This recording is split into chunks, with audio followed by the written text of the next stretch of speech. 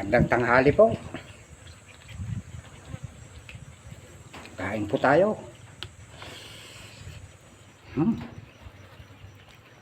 Kain po tayo, idol, na napagod na naman si Direk na pa. Nagdadamo sa kanyang eggplant.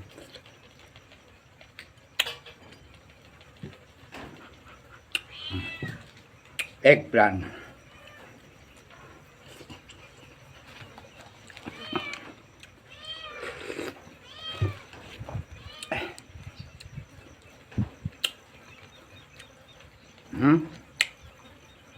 Tilapia, laki, dalawa ito.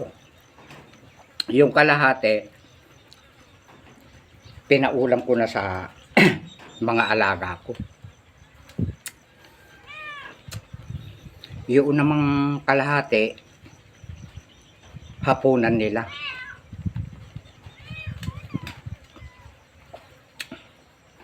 Nag-ihaw ako ng isang eggplant. Nakakuan ko, nakasarol ko doon sa pinaglilinisan ko. Ang sarap po ng inihaw, manamis-namis. At saka mabango.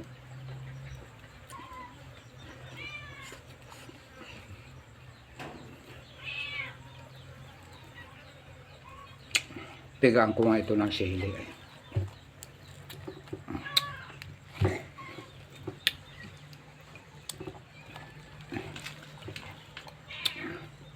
Kwan ito, idol, binayabasan.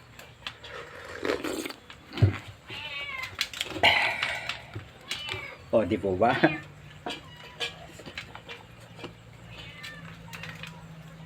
Ang sarap po.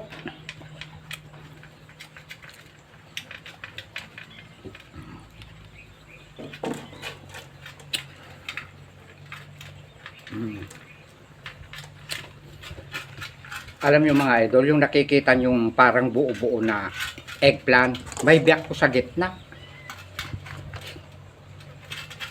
Kaya lang po, pagka yung kakainin ko na parang buo,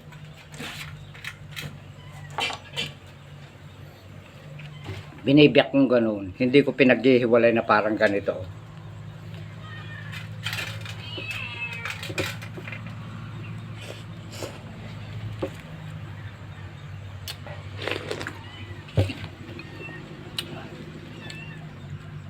May nagtatanong. May nagko-comment. Hinuhugasan ko raw bang niluluto ko. Aba, kapag ka ang eggplant nakasayad sa lupa, hugasan mo. Doon naman kung malungkal, kahit hindi mo hugasan yan, lalo na pag nag-uulan, dahil mataas, pwedeng idiretso mo sa lutuan. Pwede rin isawsaw sa timba. Sinasawsaw ko sa timba, pinapagpag ko gano'n.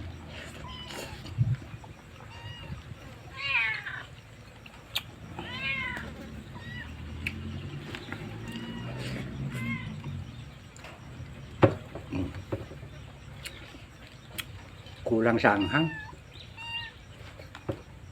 Ayun, yung Taiwan yan. Nasili manghang din yan.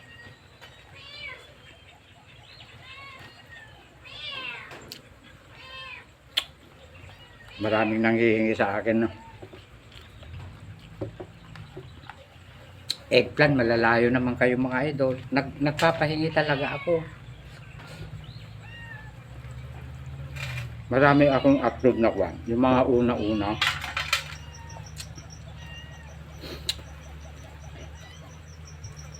Yung nga lang lalapit dito na hindi makapagsabi-sabi. Ang gaganda ng mga sitaw mo, ah. Direk, ang gaganda ng mga okra mo. Wala bang pambili? Halika, kuha tayo. Bibigyan kita. Inuunahan ko na.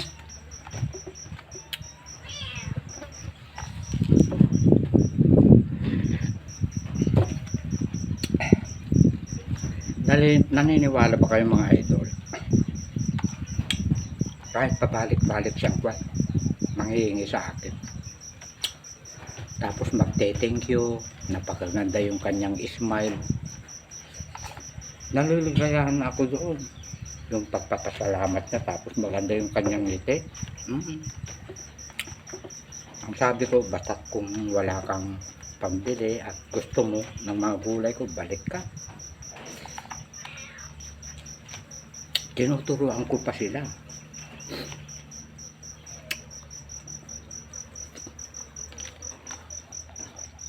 Yung iba naman medyo nahihiya. Pero naman kunwari bibili-bili, sila na mismo na ang kwan, nagpipitas.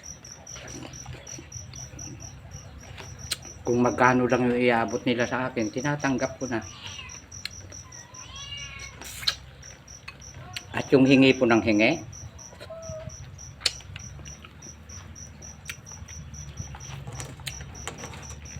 baba kayo doon ha. Kumain na kayo eh. Baba kayo doon. Lubos na pala yung kanin ko. Sabi nga nila, mas mapalad ang nagbibigay kaysa binibigyan. Ayun. Tulad.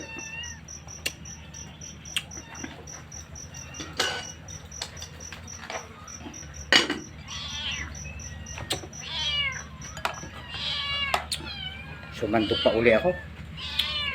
Kuya, kumain ka na eh. Doon ka na ah.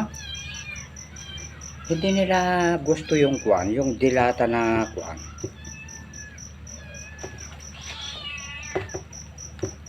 Kahit yung mga aso ko, may kwan pa doon.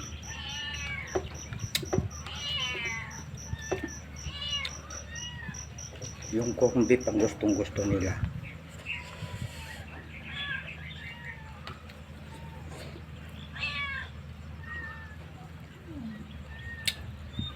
Yung pinag-uutangan ko po ng isda, lumalangoy-langoy itong kwan. Tilapia. Buhay na buhay. Ang linis ng kanyang bituka. Kinakain ko pati bituka niya kasi ando doon yung abdo na mapait. Gustong gusto ko po yun.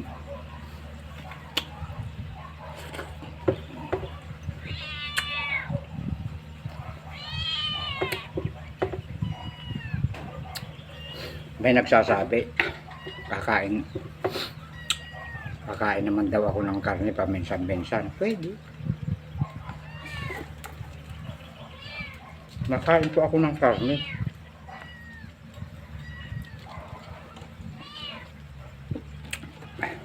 Kaya lang hindi po madalas. Ang ayaw na ayaw ko po talaga dilata. Totoo po yan. Pero nung bata kami, gustong gusto ko yan, yung kwan, dilata na sardinas, ang pangalan niya yung mackerel. Tapos yung namang corned beef, target corned beef, yung may susi-susing ganun sa tagilira. Pero ngayon, hindi ko ganong gusto, matagal na. Tigil! Huwag kang tatahol.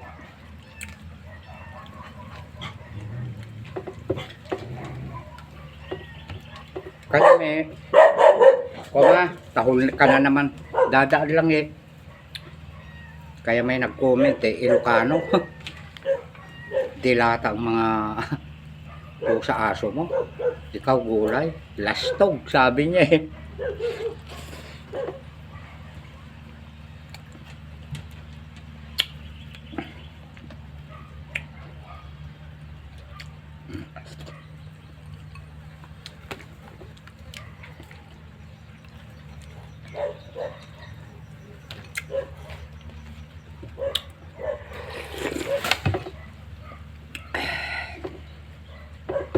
O diba?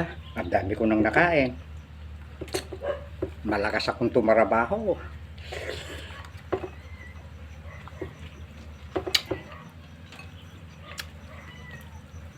Kunti lang yung palaya oh.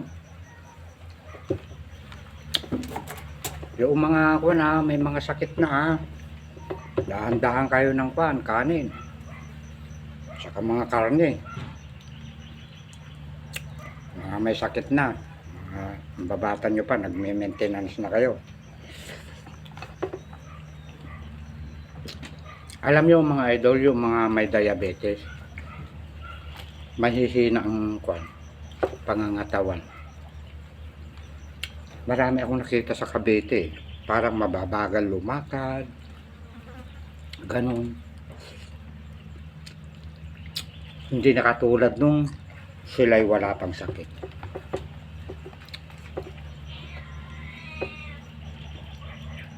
Kaya ingatan ninyo ang sarili nyo kung mga bata pa kayo.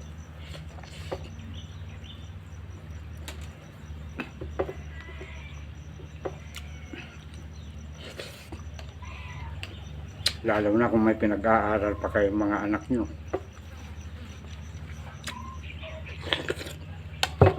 Huwag kayong kakain ng maraming kanin, tsaka yung mga mamamantika, masisebo.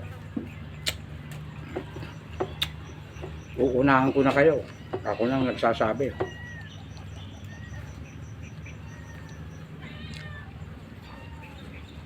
Dahil ako,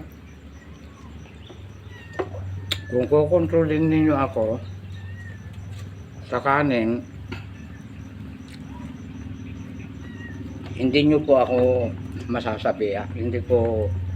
Hindi ko po gagawin yun dahil hirap po ako sa trabaho. Masipag ako.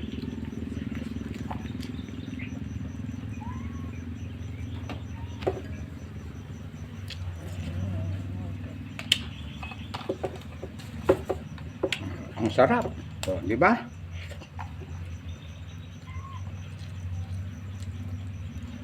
Mahina akong magtrabaho pag kulang ako sa busog.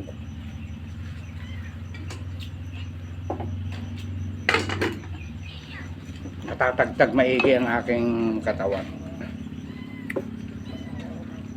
Hindi pa sumisikat ng araw, andudun na ako. Pagka yung inaakala ko ng kumukulo na yung magsasalang naman ako ng tubig.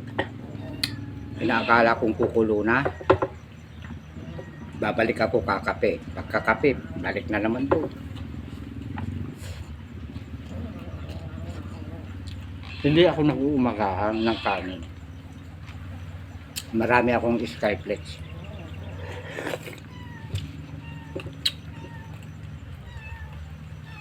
Kasi masama yung magtrabaho sa umaga na walang laman yung tiyan.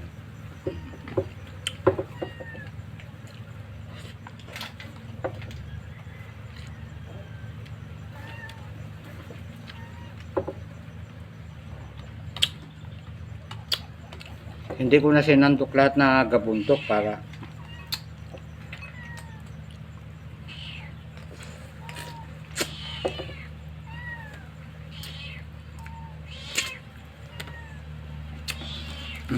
maliliit lang naman ito na tinik.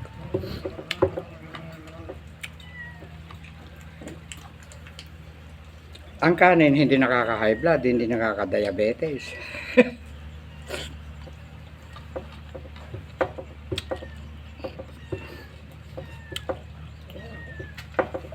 Nung nagpa-check up na kayo, may high blood na kayo, may diabetes na kayo, doon nyo palang nalaman sa doktor na bawal na ang maraming kanin, kung ano-ano mga pagkain, marami ng bawal.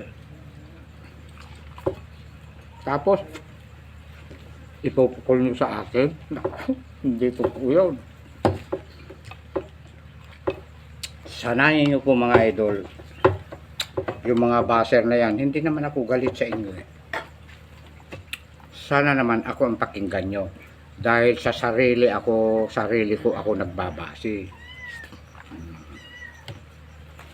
Hindi ako galit sa inyo. Ako naman ngayon ang magsasalita para sa inyo. Kung kayo mga bata pa, ingatan ninyo ang sarili ninyo.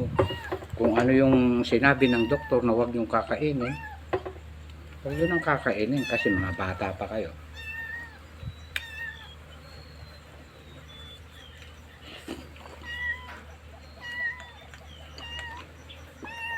Kasi nasanay kayo kasi sa masasarap eh.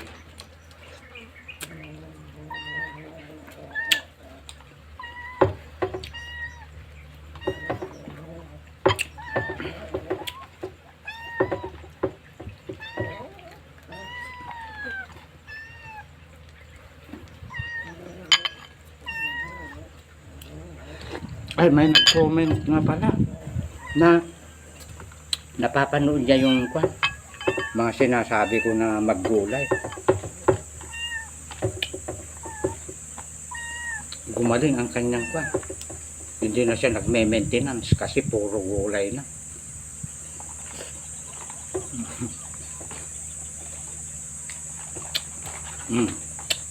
Hindi na mag-aanong makuan itong mga wala kayong kabusugan mga pusa ako.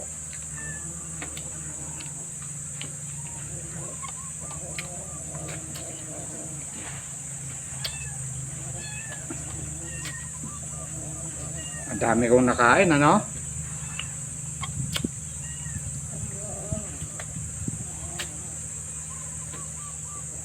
Kung tatakalin yun, yung scoop na sa Jollibee, kaya sa mga inasal, baka nasa 7 takal yun. Kasi na-miss ko ang tilapia, inihaw.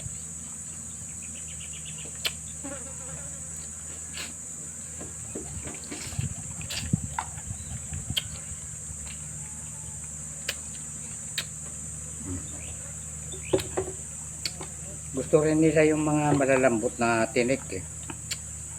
Ang hindi ko lang binibigay sa mga pusa ko yung palikpik sa likod ng tilapia na matutulis, delikado po yun. Kahit sa aso hindi ko yun binibigay, sinusunog ko sa baga.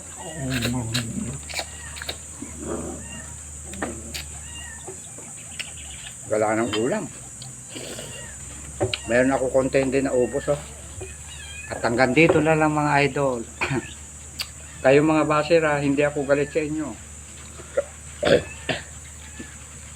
Pinapayuhan ko kayo na ingatan ninyo ang sarili nyo. Kumain kayo ng mga gulay. Nauuhaw na ko. Ando yung tubig ko at hanggang dito na lang. Maraming salamat. I love you all mga idol.